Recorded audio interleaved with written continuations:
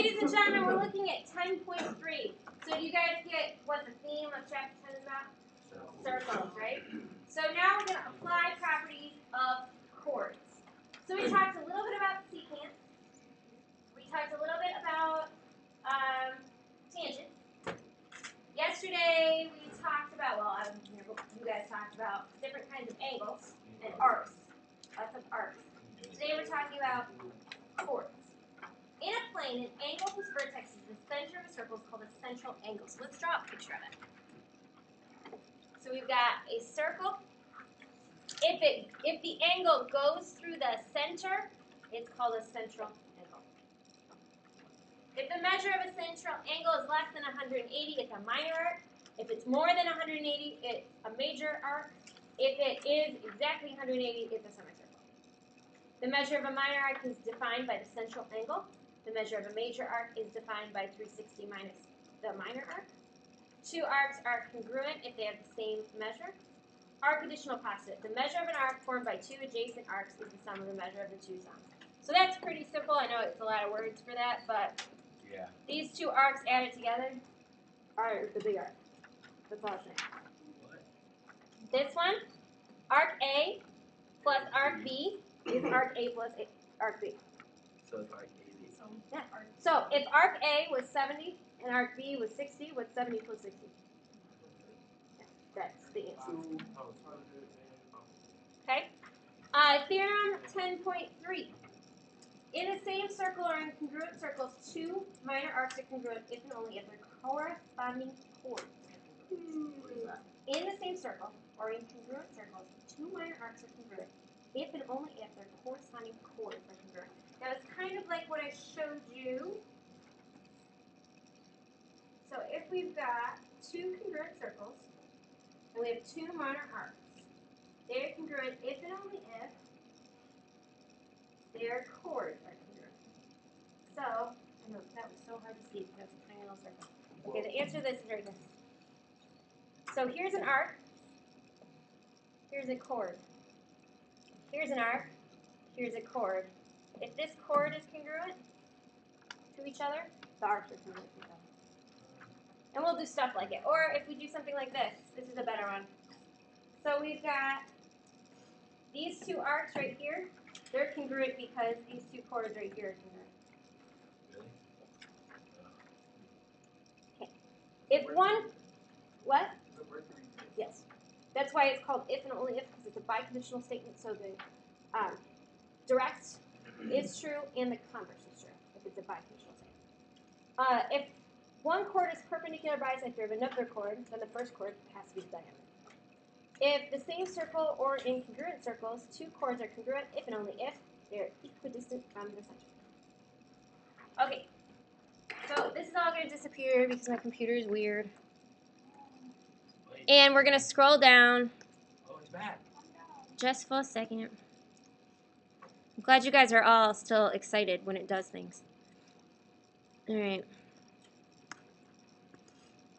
All right, let's do some of these examples.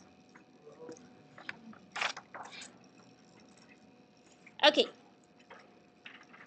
So, if I know that P to N is 135 degrees, I want to find the measure of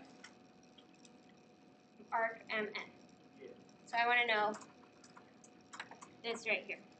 Well, if you split it in half, it's going to have to equal 180. So. But we can't split it in half, really. Okay, P to A. Let's just say you did. Wait, P to M is what? P to M is what? 135. 135 too. What does circle add up to? 360. So 360 minus 135 minus 135 is what? What? No one has a calculator out? I was grabbing it. 90. 90. That's definitely not 90. I ended up making 130 and 12. Scale. I remember these are not drawn scale. Because I did 360 minus 135 minus 135.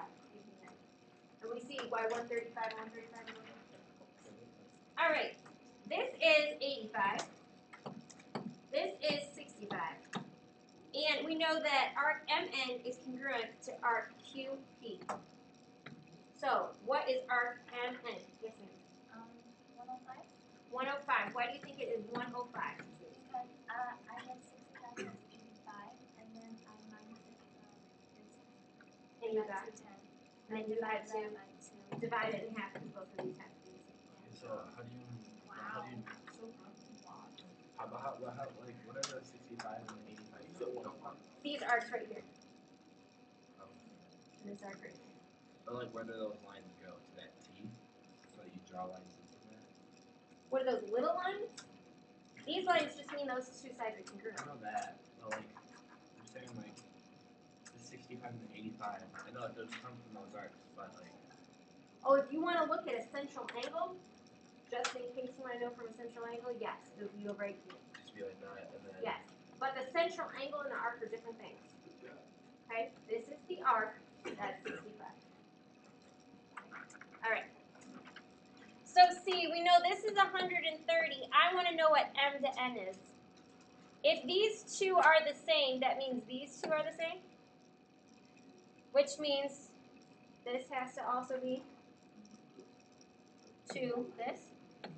So what is M to N? Yes. 50. Okay, let's turn it over. I'm just gonna do all the angle with that one. 50. All right, we are going to look at properties of arcs and chords. Okay, so let's draw these all in. It's given us a bunch of information. Let's draw it in. Q to V is 2. Q to U is also 2. So we know these are congruent. We know that S to U is 3, so this side right here is 3. We want to find V to R. So what we're looking for is this right here, V to R, the black. All right. So, let's talk about this. So P to V Is P to V equal to S U? Yeah, because we have Q to V and Q to U. They are congruent. So what does that mean? If those two are congruent, if one chord is a perpendicular bisector of another chord, then the diameter bisects the chord. Nope, that doesn't help me. If one chord... Okay, so theorem 10.6. In the same circle or in congruent circles, two chords are congruent if and only if they're equidistant from the center. Are these equidistant from the center? So they are congruent to each other, correct? So we know this whole length right here is the same. This whole length right here, P to R, and I hate it when it does that, S to T are congruent.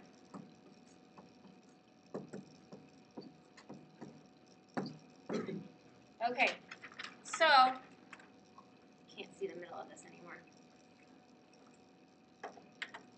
This is 2, this is 2, this is 3. Can I do anything else? No. Okay. So, the problem is, do we know that these are bisected right in half? Yes. Do they form a right angle? They're perpendicular. Do we have anything that says that? Do we know that they're perpendicular bisectors? Yes. No, we know they're perpendicular. We don't know they're bisectors. Okay. So, what do we know about these? Because I think this is 3 as well. Because I think the whole thing is 6. We must know that it's a perpendicular bisector. I agree. So B to R is 3. All right. Let's look at B. We know P to S is 12, so we know this whole thing is 12. So what else do we know? We know S to Q. Oh, T to V we also know is 12.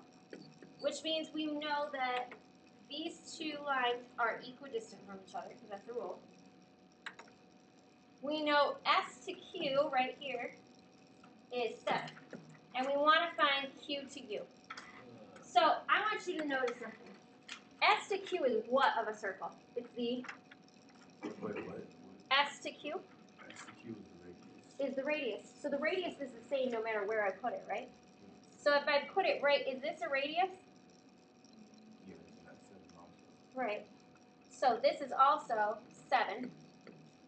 Okay? If we want to know Q to U, this is 12. We know it cuts it in half, so we know each side is 6. What is this form right here? A triangle. And so we know 7 squared equals 6 squared plus QU squared. Are we agreed? Yes. All right, let's figure this out. 7 squared is 49 equals 36 plus QU squared. Subtract 36. 9 minus 6 is 3. 4 minus 3 is 1 equals QU squared. Let's just leave it as the square root of 13 equals QU.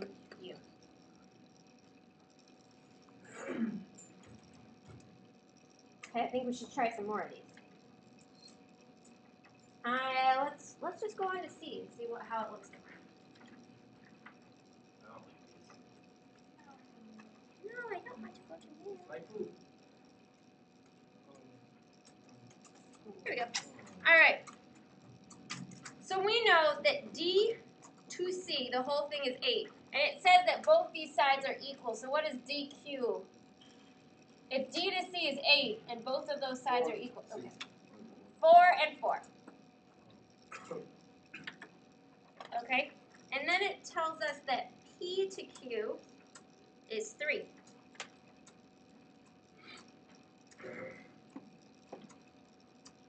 And we want to find A to P.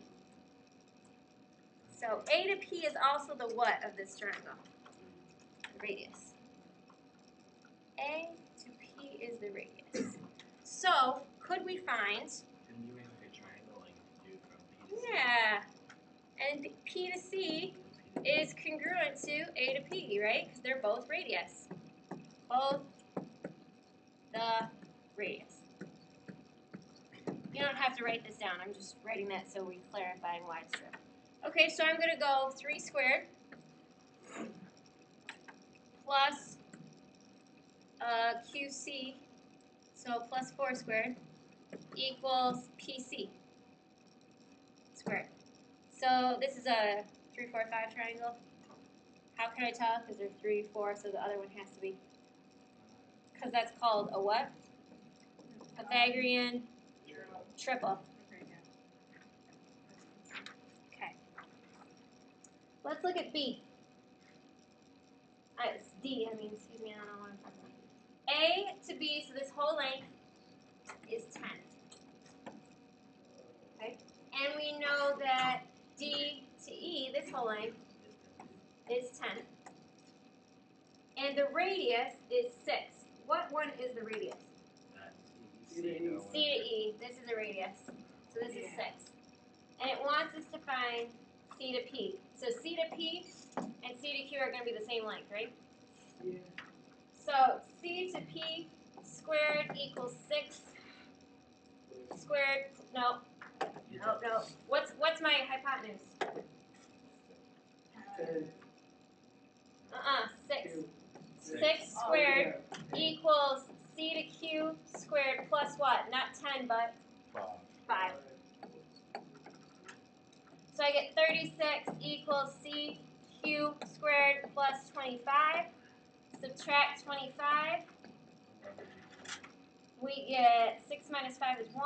3 minus 2 is 1 equals CQ squared. We square root each side. And we get the square root of 11 equals CQ. You can change it into decimal if you want. It is not decimal. What are we going to use this in real life for? So geometry is this great thing because you're not always going to deal with circles in real life. But what you are going to